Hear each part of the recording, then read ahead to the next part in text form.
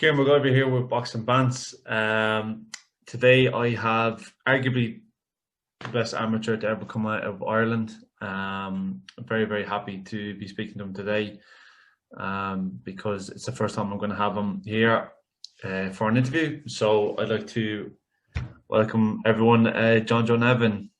John Joe, how are you getting on? Doing a bit, yeah. So I finished up a nice session there now with the brother. So just keep all you can do is keep yourself busy, and stay ready for the opportunity to come.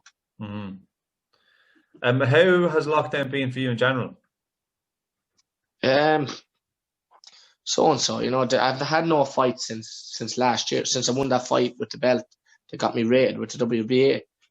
I've had nothing since that, but I've been training away, biding my time and waiting for a chance, the opportunity to come, but still didn't come. But I'm sure, good things come to those who wait, and I'm waiting away. I'm on my game, waiting and training away. So when the opportunity does come, that I'll be ready, and I have no excuses. You don't want saying to yourself after it's done, because it kill me to say, oh, I should have done this and should have done that.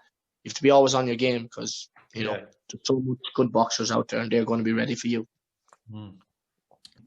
I was going to say to you, over the year, even though like you're saying there that you weren't fighting, was there any occasions where you were close to fighting in 2020?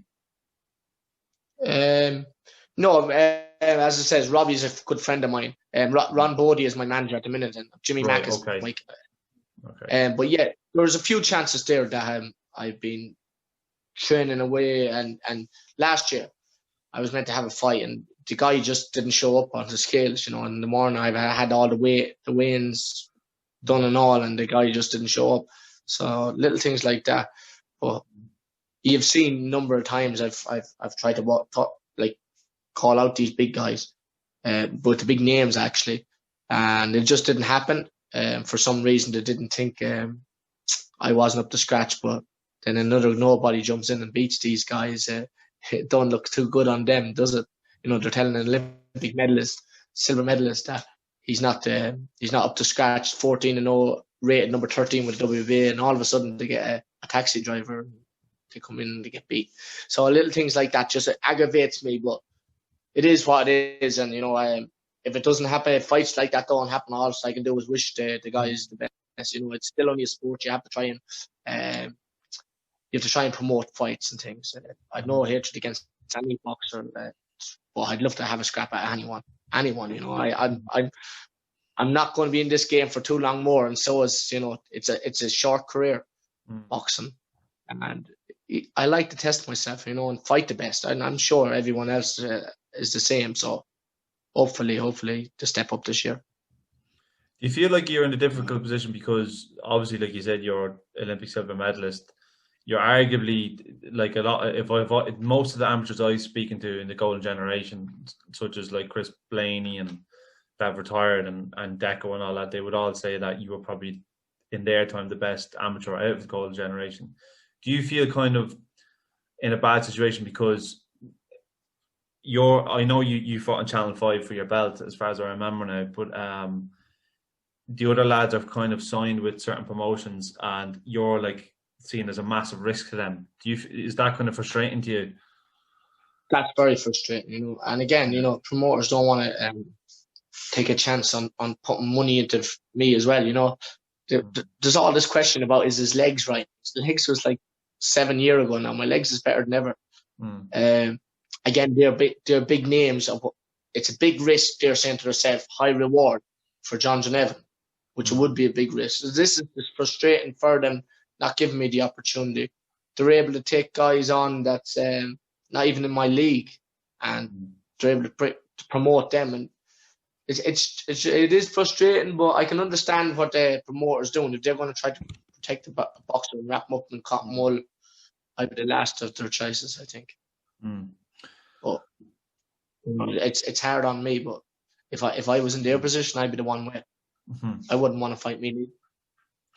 It's funny how it's funny, isn't it, how time can change things so quickly. Like at the start of last year, you and Jono were forward and back online, and that was around January kind of time, and he had said that things like you were a bum and things like that because he was fighting Scott Quigg, and obviously he was in a very good position after Scott Quigg, but things very.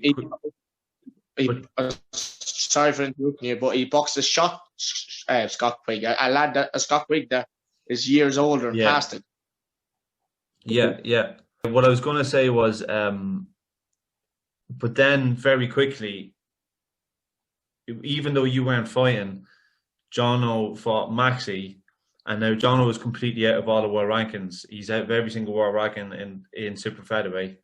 You're ranked number 14th in WBA, and I don't know if you knew this, but you're ranked number 13th in the IBF as well. So now it's kind of shoes on the other foot in that aspect. As well as that, Jono was going forward and back with Eric Donovan now. Eric Donovan now is in your weight class, and he's potentially fighting for the Super Featherweight EBU belt as well. Do you think at this stage, because Jono has said publicly he's not signed with Matchroom anymore, he's just with MTK now. Do you still think that fight would ever happen? As I said, mate, to you there a second ago, I'd fight anyone. So I refuse no one, and it's all the same to me. See, guys think they don't need. If I start saying that guys is not, or they're only rated 39, looking upwards. If the guy calls me out and I start making them excuses, then that means I'm afraid. I will never use, and I'm talking to you now, I will never use the excuses, oh, you're a bum, you're not worth this. If a guy is calling me out and he's a bum, I'm going to show him that he's a bum. I'm going to give him the opportunity to fight me. See, I won't be like others. It comes back to bite you. You know, Maxi, the taxi man, as I call him, goes on and he does well. He doesn't. He can cut down the hours in the taxi business for a bit after beating Jono, but Jono just boxed the wrong fight against Maxi. I honestly thought Jono would have beaten him, but I think he got the tactics wrong, and he thinks he's something he's not. Do you know what I mean? He's a McGregor wannabe. Matter of fact, I hope McGregor does very well tonight. But McGregor is good at his job. There's some guys out there that's trying to beat McGregor, and they're, excuse my language, but they're shit. But if the thing about it is on the other foot now, I'm rated, he's not. Good friend of mine, Eric Donovan, very good lad, needs an opportunity as well. Got a great opportunity against on the Eddie Hearn show. I think he fought against Zelva Barrett. Young Barrett, great boxer. Eric did extremely well and will progress from that. Again, the likes of Eric calling him out, shot down straight away not too long ago as well from him. Respective Carl Frampton, a legend, great boxer. Young James Tennyson, brilliant boxer. I've also mentioned his name in the past. Of course, I'd love to box them, but he didn't get all carried away when his name was mentioned with John Joe Nevin. He just didn't reply to it, you know. Obviously, he was looking at something bigger ahead. John bited and then didn't show up for or even try to make an attempt. He was saying, "Oh, get your crew onto it and all this." I mean, he has the backing. He has he had the promotion of ground. So it was up to him to say, right, listen, me and John Joe Nevin will sell out in Ireland because he's still a big name. Well, let's try and make it, and we'll shut John Joe Nevin up and show him that he's a bum. But that'd be my way to approach things anyway. But I suppose everybody is different. Are you one to ever look at the people ahead of you in the rankings? Because I know you said you were the WBA, you still have that WBA belt, and you bring something that other lads don't have, that we've just been talking about. And something that's just absolutely bizarre to me with the WBA is you're ranked number 14 with WBA and you beat Fonseca for that belt. But because Fonseca has fought in April, he's ahead of you in the rankings, which makes no sense at all. But there's in the WBA, there's Franwat ahead of you, the guy who drew with John Joe.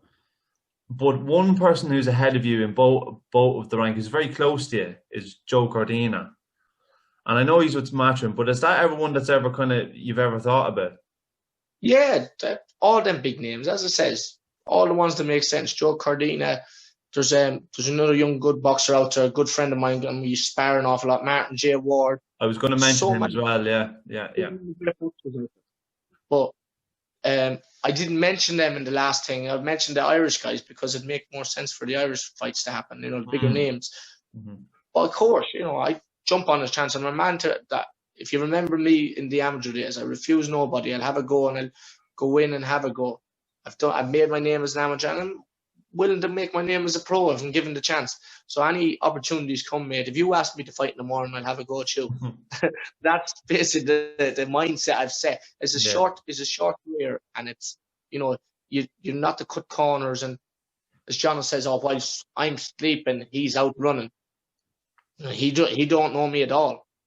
If he thinks that, of course, you know, when I had a lot of ups and downs and things, mostly downs with my legs being broken and that, I went a bit AWOL for a while. Of course, who doesn't? I'm too sure. I remember a guy called, I think it was some Fury fella. Tyson Fury went off the rails for a while. He came back and be world champion again. I think a guy called McGregor. Conor McGregor had a punch up in a bar or something, had a few drinks, he gets a bit naughty, things. Still doing well for himself. So, as it says, don't judge a man by mistake, or don't try and run a guy down. Never look down your nose on someone. That's what I've been told. But Jono, I thought was a very nice lad, and very nice lad, I thought. But he's that wasn't Jono speaking to me. That was something his dad had said, not Jono. Something his dad is saying. The further he can get away from that man, he's the real drunk. If he can get away from him, Jono might just get up and he just could beat the taxi drivers next. That's for me, Jono, if you're looking at this. Well, when I ever asked my friend Declan Gardy about him, because I know you know Declan anyway, but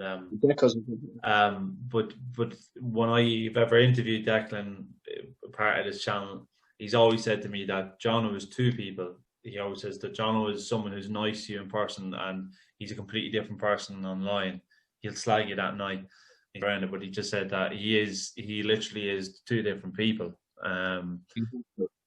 Like you just said there. But the Martin J. Ward, like there's Zelfa Barrett in there. Anthony Kakashi is in the WBA rankings, just a couple of places ahead of you. These are all really big fights, like UK, Irish. All big fights for a promoter to just say, listen, right, this guy's gone. He can put tremendous shows on. He can put a big show on in Ireland when the crowds is back, or if the crowds is not back. Look at all the big names. There's Kakachi, there's myself, there's Tennyson, there's Donovan, there's Jono. Jono, no, even though we don't get on and we had little incidents, you can't run. How can anyone run Jono down? Just because he likes to run good boxers down. Nobody can run him down still because he's a good boxer. He's an engine on him like I don't know what. You know? It's like you buy a new car out of a garage and you put that's the engine Jono has in your face. And once you get that into your head that you're in for that type of fight with Jono, then you know you have to train hard. But Jono likes to go around giving it the big all that other boxers not this and that. You never run a boxer down. But again, as I was talking, going back to the promoters, they need to step on these fights. Some big promoter needs to put like All Ireland fights or something, you know. There's so big in the are as you said, there's English boxers, there's Cardine, there's Ward, there's Barry, there's Archie Sharp, there's Anthony Kakachi, there's Archie Sharp, great boxer. As I says, if Declan Gardy, I don't think he's retired. I think he's still training away and things. Yeah, he's still there, you know what I mean? Yeah, he's still among the names. He still can bring out a crowd and audience, and he can still make it a difficult night work for anybody. One other person I'm actually interviewing Gary Cully a little bit later, and he's fighting at lightweight, obviously for the WBO lightweight European belt. Would you move up and fight someone like Gary as well? I know you'd fight anyone, but would you fight someone under him in lightweight? Yes, of course. And Gary's a good guy. I think I first met Gary sparring with Gary when he was a new young lad coming on the team. As I said, Gary's a great boxer, and of course, if it made sense for me to move up and there was a big fight there, yeah, definitely. But I am a super featherweight fighter. As I said, if it made sense and the lightweight was there and there was a good fight from you, a decent fight, then yes, so be it. Obviously, COVID dependent. Have you and your management had conversations about what your plan is this year? Any shows in particular you're looking to get on, or? We're looking to get on, obviously we're not going to go on the Belfast one now, but as soon as like Eddie has been hit up numerous times, Eddie Hearn, and he hasn't bought. He hasn't. I mean, we've hit him up many times. Oh yeah, no problem. John Joe Nevin, Tennyson was mentioned. John Joe Nevin, Ward, John Joe Nevin, Cardina. Now I can understand about Cardina and maybe Tennyson. Now Ward is kind of has had a few defeats and things as well. Jono Carroll. Now obviously I'd say he's not with Jono now, but if he had Jono, that'd be no problem to make now. But when he had him, he didn't make it happen because they seen it as a big risk. But I don't know. Like, hopefully we get on one of the big shows and Eddie says, right, either John just signs with us and we put him on this show, and grand, sit down with the management, put up a deal together and we'll talk, or just say, well, John just fight one of my guys, no problem. So boxing's the professional boxing, mate, is a business. I don't know what it's all about or how they don't make the fights and things. I just want to fight. I remember the old amateur days. You weigh in, the nationals is on. You weigh in, whoever goes in your weight is in your weight. You go to the Olympics, whoever weighs in your weight, you schedule the fight. You're fighting no matter what. Guys can't chicken out because of this or that. If they do, they're gone out of the competition. This is a business. This is a whole different new thing, and I can understand Eddie Hearn wrapping his boys in cotton wool and want them to bring them on to make his bucks back, but sometimes you have to bite the bullet and take a chance. Jono is he's no really choice now to fight, has he? unless he's scared and he don't want to lose to me. But if I don't know, maybe he sees me as if he loses to John Joe Nevin, he's losing to a guy that's not in a standard. John Joe Nevin's not, believe me, John Joe Nevin's not in Jono Carroll's standard because I'm way ahead of him. Just that I hadn't got the ratings. He's boxed the better opponents, of course. I've had to fight lower guys because I didn't, to build my legs back up. I was going around with 2 pound area of metal in my legs, both my legs. So I had to build my way back up, of course. Like, my management wrapped me in cotton wool. I fought the bums. I built my name back up. I fought Fonseca then. That was the main step up. And I beat him. Didn't beat him. I wasn't great on the day, as John has said. I wasn't great on the day, but I still won. And that guy had beat Maxi, the taxi. Do you know what I mean? So hopefully it works. Hopefully Eddie says, right, we can make this happen and we can, no problem. I fight any one of them, any of the guys. I don't think Jono deserves a shot at anybody at the minute, but I'd surely give him a shot. But he doesn't, he doesn't. Because when he had the name before he lost, he didn't give anybody the opportunity. And as you said, Jono's 2 different personalities. That's the Jono I was speaking to online that time. Wasn't the Jono that I remember. Yeah. I think that's really it, John Joe. But I really appreciate your time. I really appreciate your time, John Joe, and hopefully these big fights will happen really, really soon. Please God, Kieran. Thanks very much. Thank you.